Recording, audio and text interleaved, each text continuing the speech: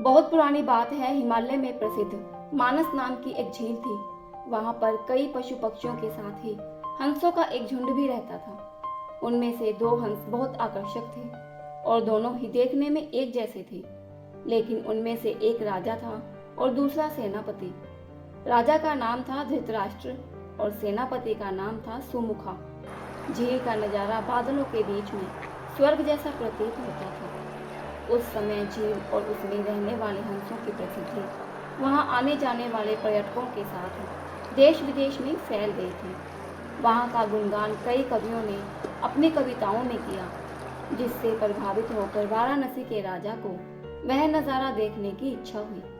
राजा ने अपने राज्य में बिल्कुल वैसे ही झील का निर्माण करवाया और वहां पर कई प्रकार के सुंदर और आकर्षक फूलों के पौधों के साथ ही स्वादिष्ट फलों के पेड़ लगवाए।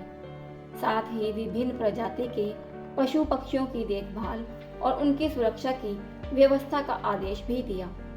वाराणसी का यह सरोवर भी स्वर्ग जैसा सुंदर था, लेकिन राजा के मन में अभी उन दो हंसों को देखने की इच्छा थी जो मानसरोवर में रहते थे। एक दिन मानस सरोवर के अन्य हंसों ने राजा के सामने वाराणसी के सरोवर जाने की इच्छा प्रकट की, लेकिन हंसों का राजा समझदार था। वह जानता था कि अगर वो वहां गए तो राजा उन्हें पकड़ लेगा। उसने सभी हंसों को वाराणसी जाने से मना किया, लेकिन वो नहीं माने। तब राजा और सेनापति के साथ सभी हंस वाराणसी की ओर उड़ चले।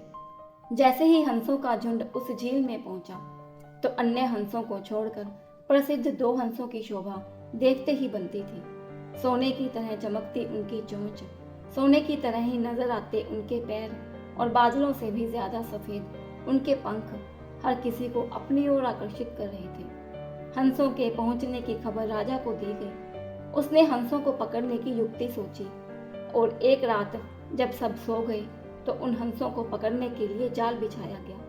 अगले दिन जब हंसों का राजा जागा और भ्रमण पर निकला तो वह जाल में फंस गया। उसने तुरंत ही तेज आवाज में अन्य सभी हंसों को वहां से उड़ने और अपनी जान बचाने का आदेश दिया।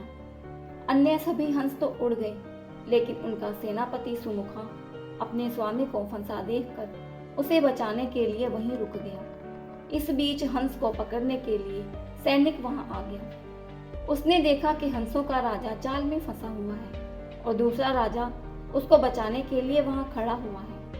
हंस की स्वामी भक्ति देखकर सैनिक बहुत प्रभावित हुआ और उसने हंसों के राजा को छोड़ दिया।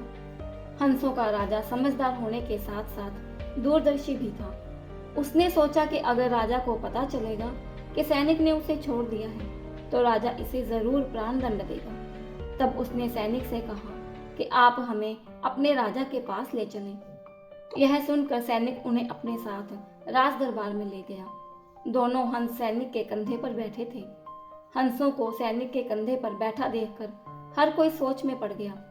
जब राजा ने इस बात का रहस्य पूछा तो सैनिक ने सारी बात सच सच बता दी। सैनिक की बात सुनकर राजा के साथ ही सारा दरबार उनके साहस और सेनापति की स्वामी भक्ति पर हैरान रह गया और सभी के मन में उनके लिए प्रेम जाग उठा। राजा ने सैनिक को माफ कर दिया और दोनों हंसों को आदर के साथ कुछ और दिन ठहरने का निवेदन किया। हंस ने राजा का निवेदन स्वीकार किया और कुछ दिन वहां रुककर वापस मानस झील चले गए। तो इस कहानी से हमें यही सीख मिलती है कि किसी भी परिस्थिति में हमें अपनों का साथ नहीं छोड़ना चाहिए।